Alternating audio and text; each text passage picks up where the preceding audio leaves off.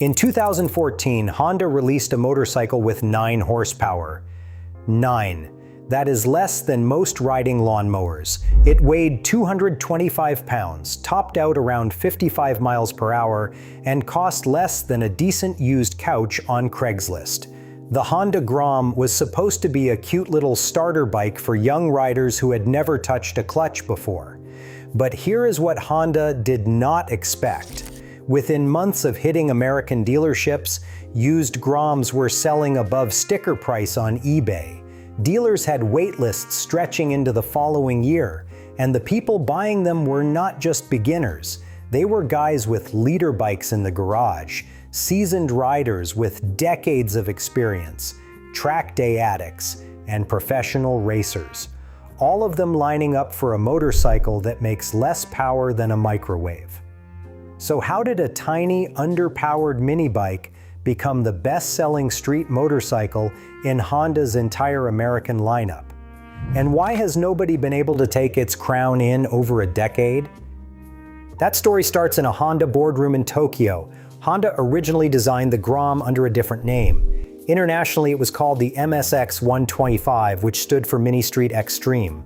The bike debuted in Asia and Europe in 2013, with sales starting in May of that year, and Honda built it in Thailand, where small displacement bikes dominate daily transportation. The original target audience had a very specific label inside Honda. In Thailand, they called them Dek Neo, the country's youth street culture. In Japan, the term was Street K. And when Honda brought the bike to the US as a 2014 model in August, they aimed it squarely at what they called Generation Y, young Americans who had never owned a motorcycle. The name itself tells you everything about Honda's mindset. Grom is surfer slang for a young, enthusiastic beginner, a kid who is just learning to ride waves. Honda literally named this motorcycle after a rookie, and the specs reflected that beginner-friendly philosophy. A fuel-injected 124 cubic centimeter air, cooled single making 9.7 horsepower at 7,000 revolutions per minute, and 8 pound-feet of torque at 5,500 revolutions per minute. A 4-speed gearbox with no tachometer because Honda figured beginners would not need one. A 29.7-inch seat height that let almost anyone flat-foot at a stoplight. And here is a detail the engineers actually got excited about. The Grom was the first Honda 125 to come with an inverted 31mm front fork. Upside-down forks on a $2,999 mini bike. That was Honda signaling they took this thing seriously, even if nobody else did yet.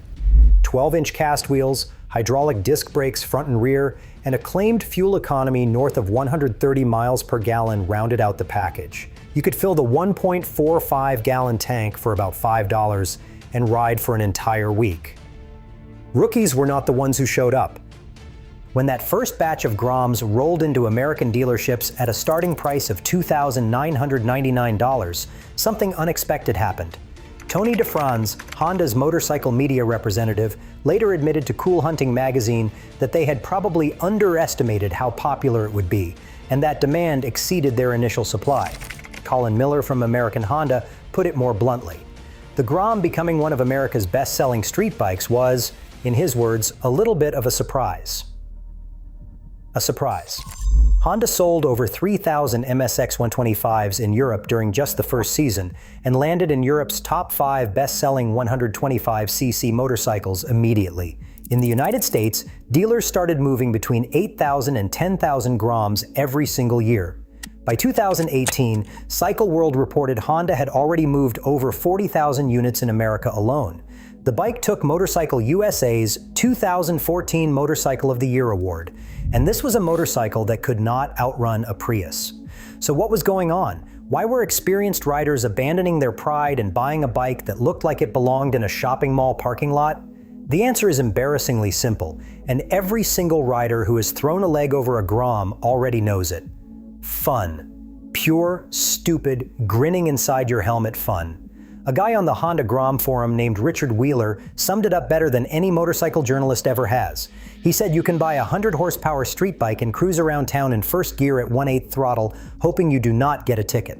Or you can buy a Grom and ride it at full throttle 90% of the time, slamming through the gears, and never once worry about a speeding ticket. That is the entire thesis of the Honda Grom in 2 sentences. On a superbike, you are always holding back. On a Grom, you are always giving it everything. And giving it everything is where the fun lives. Rider Magazine's Greg Drevenstedt described a neighborhood of Sons of Anarchy-looking Harley Dyna riders who normally wore their toughest cruiser faces. The moment those same guys came out on identical Groms, every single one of them was wearing a boyish smile. You cannot fake that. That is real joy, and the motorcycle press noticed it instantly. But fun alone does not create a cultural phenomenon. What turned the Grom from a fun bike into a movement was the community that built itself around it. And this is the part that absolutely nobody at Honda planned for. Within a year of the US launch, gromforum.com and hondagrom.net were exploding with activity. Riders were not just buying Groms, they were tearing them apart and rebuilding them into something Honda never imagined. The modification culture surrounding the Grom grew faster than the aftermarket for bikes costing 5 times as much. And the builds were not minor. People were spending $10,000 customizing a bike that cost $3,000 out of the box. Companies like M&NT HBX out of Seymour, Tennessee and Steady Garage in California became household names in the mini-moto world. M&NT HBX started making rear sets, intakes, and exhaust components specifically for the Grom. Yoshimura built dedicated Grom exhaust systems. Racing Bros and Öhlins designed suspension packages. And here is a detail that tells you everything about how deep this rabbit hole goes. According to American Honda's Colin Miller, as reported by Motorcycle.com during the 2022 First Ride coverage, Öhlins may actually sell more cartridge kits and shocks for the Grom than for any other motorcycle model. An $850 suspension setup on a $3,000 bike. That is how committed this community is. But the really wild builds go way beyond bolt-on parts. The signature Grom modification is a full engine swap. A company called Chimera Engineering makes a bolt-on swap mount that weighs just 1.8 pounds and lets you drop a CBR 250R or CBR 300R engine into a Grom frame. That gives you a water-cooled 6-speed motor making around 30 horsepower, triple the stock output. Koso makes big bore kits pushing displacement from 125 cubic centimeters up to 170 or even 190 cubic centimeters. And if you really want to lose your mind, there are turbo builds, CRF 250 swaps, and even 450 cubic centimeter conversions floating around TikTok. The aesthetic builds are equally absurd. Air ride bagged Groms lowered to the ground, 6-inch stretch kits that make the bike look like a miniature drag racer.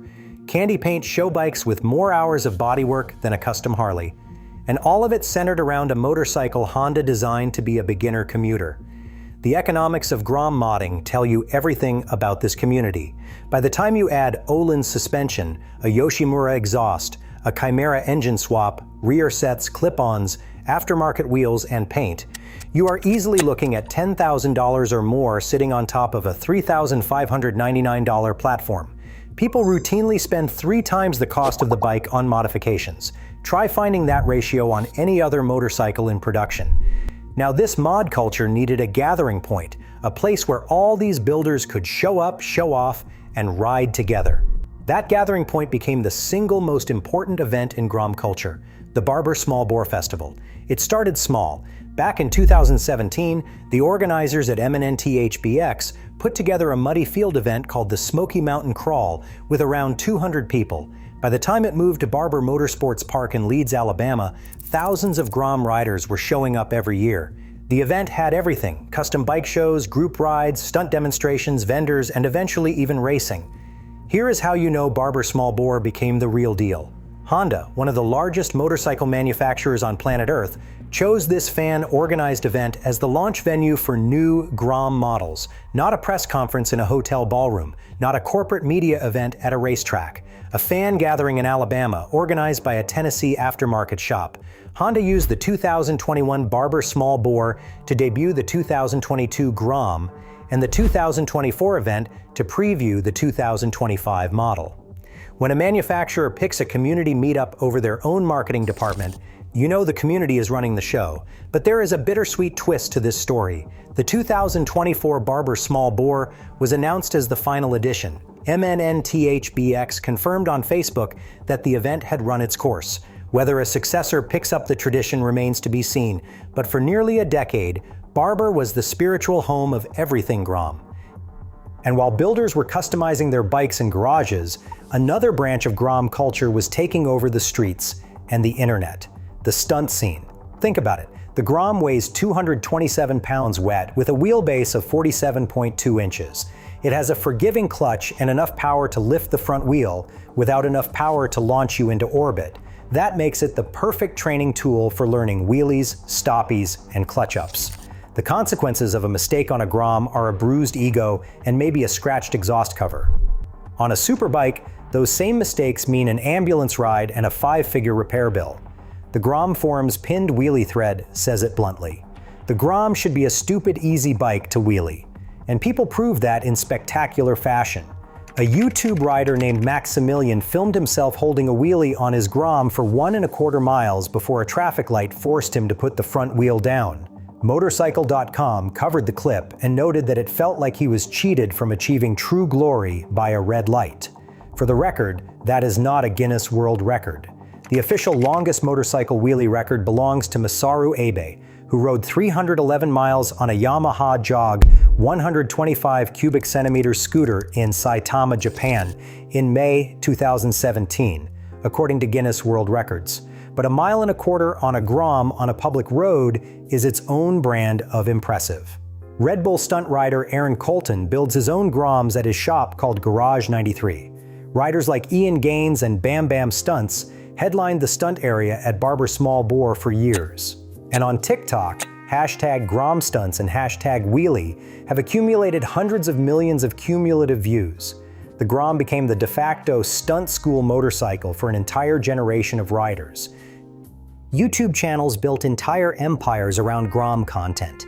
Yami Noob, who has over 1.5 million subscribers and nearly 490 million total views according to analytics trackers, made his Grom stunt series and Adventure Grom builds into franchise content. The Adventure Grom concept, where he fitted long travel suspension and knobby tires to a Grom and took it off-road, became one of his most watched series. Photogrammer, with over 230,000 subscribers, went viral with a video called Police Helicopter versus 100+ Honda Groms that cracked 1 million views in 3 months. Photogrammer even did a Honda-sponsored coast-to-coast ride across America on a Grom in 2018, on a 125 cubic centimeter motorcycle across the entire United States. That is commitment. The Grom's online footprint extends far beyond dedicated moto channels. TikTok, Instagram, Reddit, Discord, and dedicated forums like gromforum.com have all developed their own self-sustaining layers of Grom culture, from build showcases to ride meetup coordination to stunt clip sharing. The online ecosystem is so thick that it functions like its own content economy. But the Grom was not just for stunts and social media. A legitimate racing scene grew up around it, and it is more serious than you might expect. In 2021, Honda Racing Corporation, HRC, launched a race spec HRC Grom and a one-make cup series in Japan. This was a track-only machine, stripped of its lights, fitted with a race ECU and harness, HRC fairings, and sticky tires. It was sold through official HRC service shops. Honda's own racing division took a 125 cubic centimeter mini bike and said, yes, this deserves a factory racing program. In the United States, the Grom racing scene is even more grassroots and arguably more fun. Dozens of regional mini-GP organizations, WERA Series, and local track day groups run dedicated Grom and 125 cubic centimeter street bike classes. From Southern California to New Jersey to Central Illinois, if there is a kart track or a small road course nearby, someone is probably racing a Grom on it. And then, in 2024, the scene hit a new milestone, the inaugural Grand Prix, a 3-hour endurance race held at Barber Motorsports Park during the final Small Bore Festival. 5 teams of 3 riders on MNNTHBX prepped 2,025 Groms equipped with Yoshimura exhausts, Olin suspension, and Woodcraft rear sets. Le Mans start. Mandatory 45-minute minimum stint per rider, at least 1 fuel stop. Professional endurance racing on 9 horsepower motorcycles. And people loved every second of it. What makes Grom racing special compared to other amateur classes is the leveling effect. When every bike on the grid makes the same 9 horsepower, the racing becomes entirely about rider skill, corner speed, and racecraft. You cannot buy your way past someone with a bigger engine or more expensive components. The fastest line, the best braking point, and the smoothest throttle application are all that matter. It strips racing down to its purest form, which is exactly what the Grom does to street riding too. See the pattern? Now, Honda did not go unchallenged during all of this, and they did not sit still either. 2017 was a pivotal year for the Grom on 2 fronts. First, Honda gave the bike its first major visual overhaul. The second-generation Grom traded the original round headlight for a stacked LED unit, swapped the high-mount exhaust for an underslung design, and added sportier bodywork with an upswept tail section. They also added optional anti-lock braking system and bumped the base price to $3,199. The new body panels were easier to customize, the underslung exhaust opened up the visual profile for aftermarket fairings, and the stacked LED headlight became iconic in its own right. Honda was clearly listening to what the community wanted, but the other big event in 2017 was the arrival of competition. Kawasaki entered the ring with the Z125 Pro. On paper, it looked like a Grom killer. Similar displacement, similar pricing, similar size. Kawasaki was betting they could split the mini bike market. It did not work. And the reason it failed is actually fascinating. On the dyno, the Grom simply made better numbers. Motorcycle.com's Troy Sayahan tested both bikes head-to-head and found the Z125 Pro produced less peak horsepower and significantly less torque than the Grom. More importantly, the Grom made its torque much lower in the rev range, which is what you actually feel riding around town. On paper, they looked like twins. On the road, the Grom felt quicker and more responsive. But the real gap was not on the dyno, it was in the ecosystem. By the time the Z125 Pro showed up in 2017, the Grom already had 3 years of aftermarket development, established builder communities, dedicated forums, race series, annual events, and a social media presence that Kawasaki simply could not replicate by releasing a similar motorcycle. The Z125 has a fraction of the parts catalog. It has no equivalent of M&N-TH BX or Steady Garage. There is no Barber small bore for the Kawasaki. Honda's 3-year head start created a network effect that compounded with every passing year, and Kawasaki has never been able to close that gap. Other challengers have been even less successful. The Benelli TNT 135, the Kemco K-Pipe 125, various Chinese clones on Amazon. None of them made a dent. Honda even partially cannibalized its own Grom sales by relaunching the Monkey 125, the Super Cub C125, and the Trail 125, all of which use engines derived from the original Grom motor. The Honda Navi briefly outsold the Grom for a single year before the Grom reclaimed the top spot in Honda's American street lineup. Through all of this, Honda was paying attention to what the community wanted, and in 2022, they delivered the biggest mechanical overhaul in the Grom's history. The 3rd generation Grom got an entirely new engine of 123.9 cubic centimeters, with a longer stroke, higher compression at 10:1 compared to the original 9.3:1, and the feature the community had been begging for since day one. A 5-speed gearbox. The old 4-speed always left a gap between 3rd and 4th gear that felt awkward at city speeds. 5 gears fixed that completely. Honda also bumped the fuel tank from 1.45 gallons to 1.59 gallons, added a replaceable oil filter for the first time, and redesigned the body panels so they could be removed with just 6 bolts per side. That last detail is the real tell. Honda explicitly designed the 2022 Grom to be easier to customize. Quick release panels held by 6 bolts is not an engineering convenience. It is a love letter to the builder community. The 2022 Honda press materials even use the phrase "more modular styling and easy customization," a hallmark of Grom culture. Honda was not just acknowledging the mod scene, they were engineering for it. Lee Edmonds, American Honda's manager of motorcycle marketing communications, captured the broader picture when he said the Grom had single-handedly established a thriving market for small-wheeled, small-displacement, big personality road bikes that lend themselves to personalization. Think about how unusual that statement is. A single model creating an entire market category. That does not happen often in the motorcycle industry, and it is worth zooming out for a moment to appreciate the demographics of who actually owns these bikes. Honda's own data, reported through RevZilla, shows the core Grom demographic skews between 20 and 30 years old. The Grom is typically a second bike in the garage, not a sole riders only option. And Honda has explicitly used it to court riders who do not look like the traditional motorcycle customer, from female riders and younger demographics to minority communities and complete first-timers. The Grom community on Instagram and TikTok reflects that diversity in a way that the cruiser and sport bike worlds historically have not.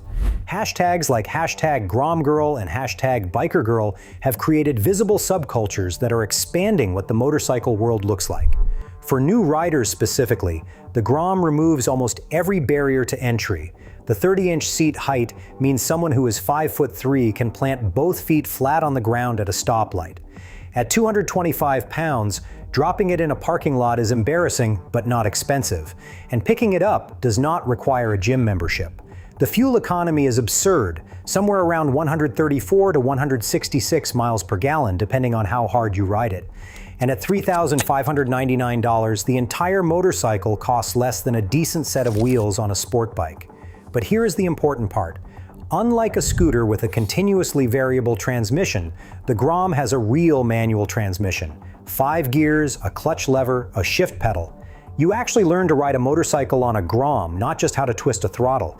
That makes it a genuine training tool, not just a toy.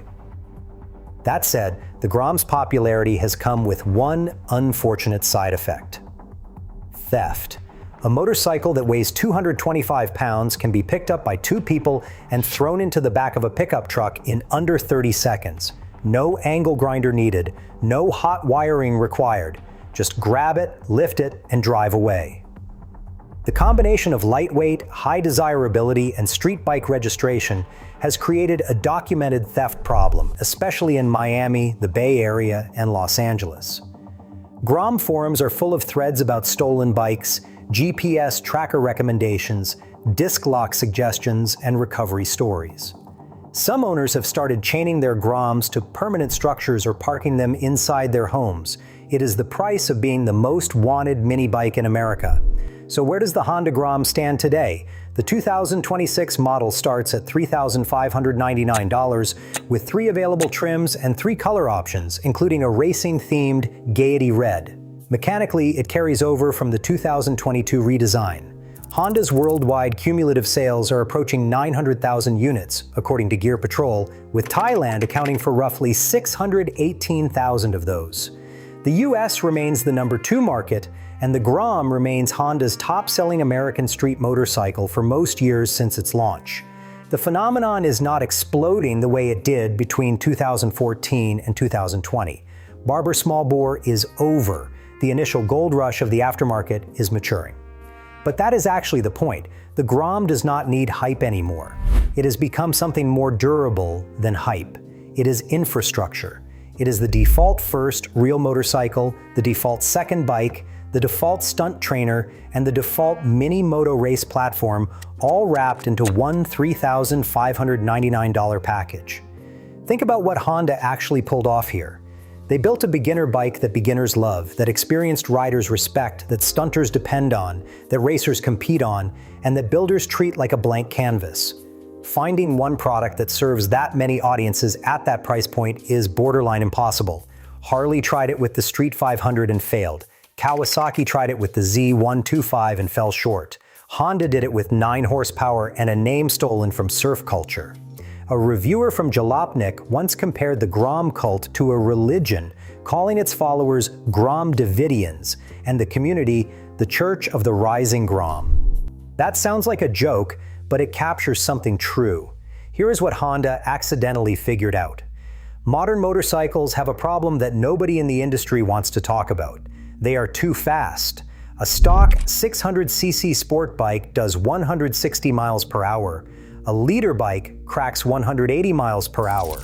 You can buy 200 horsepower off a showroom floor for under $15,000. and then you ride it to work at 35 miles per hour in second gear using maybe 5% of what the engine can do. You bought a spaceship, and you are driving it to the grocery store. The thrill dies because the gap between what the bike can do and what you are allowed to do becomes so wide that riding feels like an exercise in self-restraint. The Grom erased that gap entirely.